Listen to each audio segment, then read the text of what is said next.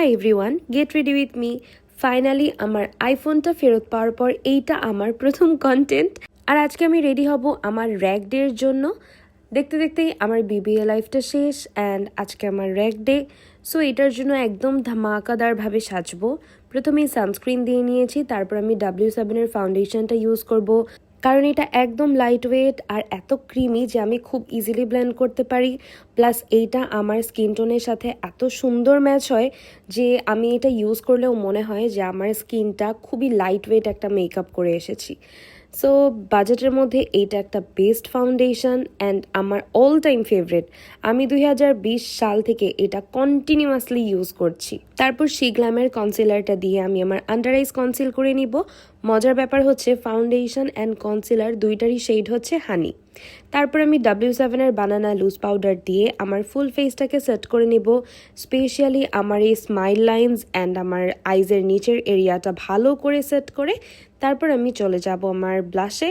And আমি blush দিয়েছি W7-এর scandal. Already দেখতে পাচ্ছেন প্যান হিট করে ফেলেছে এই ব্লাশ ইউজ করে। একদম শেষ পর্যায়ে আছে আমার ব্লাশ। আর আজকে আই মেকআপ আমি তেমন কিছুই করব না, জাস্ট একটা স্মোকি আইলাইনার করব কাজল দিয়ে, তারপর একটু ব্রাউন আইশ্যাডো দিয়ে দিলে এই লুকটা হয়ে যায়। তারপর আমি একটা রেড লিপ কম্বো দেখাবো যেটা আমার রিসেন্ট ফেভারিট। এখানে বিউটি গ্লেজের চকলেট আর ওয়েট অ্যান্ড ওয়াইল্ডের মিসি অ্যান্ড ফিয়ার্স এই দুইটা শেড ইউজ করে আমি এই কম্বোটা ক্রিয়েট করব। সো প্রথমেই হচ্ছে আমি চকলেট যে লিপ লাইনারটা আছে এইটা দিয়ে আমি আমার লিপটাকে ভালো মতো লাইন করে নিব। অ্যান্ড অবশ্যই জাস্ট চিকন করে দিব না, কারণ চিকন করে দিলে আমি যে এক্স্যাক্ট লুকটা চাচ্ছি সেটা কিন্তু আসবে না। সো লিপ লাইনারটাকে এভাবে মোটা করে দিয়ে তারপর আমি স্মাচ করে নিব।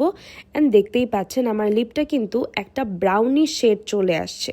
তারপর আমি এইটার উপরেই ওয়েট অ্যান্ড ওয়াইল্ডের মিসি অ্যান্ড ফিয়ার্স এই শেডটা দিয়ে নিব, একদম ফুল লিপসে দিব। এতে হয় কি, আমাদের যে রেড লিপস্টিকটা থাকে সেইটা একদম কটকটা লাল ভাবটা না এসে একটু মেরুন রেড হয়ে যায় অ্যান্ড টোনটা দেখতে এত সুন্দর লাগে। দেখতেই পাচ্ছেন অলরেডি আমার ফুল লুক চেঞ্জ হয়ে গিয়েছে জাস্ট এই একটা লিপস্টিকের জন্য। তারপর হাইলাইটার দিয়ে একদম ঝকমকো হয়ে যাব। আর আমার মেকআপ কিন্তু অলরেডি শেষ। লিপস্টিকেরটা এখন ড্রাই হওয়ার পর আরও বেশি সুন্দর লাগছে দেখতে। মানে আমি নিজেই হচ্ছে আমার নিজের মেকআপের তারিফ করতেছি, আর কেউ করলে করুক, না করলে না করুক। আমি নিজেই এত বেশি স্যাটিসফাইড ছিলাম আমার লুকটা নিয়ে, একদম এক্স্যাক্টলি যা চাচ্ছিলাম তাই। এবার আমি শাড়ি পরে নিয়েছি। এই শাড়িটা আমার আম্মুর অনেক আগের শাড়ি। এই সুন্দর ইয়াররিংটা পরবো, এটাও আমার আম্মুর অনেক আগের একটা ইয়াররিং। আর গলার এটা আমি হচ্ছে গাউসিয়া থেকে কিনেছিলাম। ম্যাচিং করে মেরুন কালারের চুড়িও পরে নিলাম। এইবার জাস্ট আমার চুলটা বাঁধা বাকি।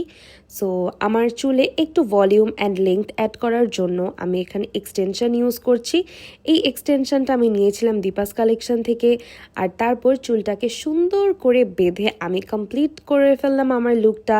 বাট একটা জিনিস কিন্তু এখনও মিসিং। বলতে পারবেন কি? সেটা হচ্ছে একটা টিপ। টিপ ছাড়া কি লুক কমপ্লিট হয়? সো টিপ দিয়ে আমি চলে আসলাম একদম আমার ফাইনাল একটা লুক নিয়ে।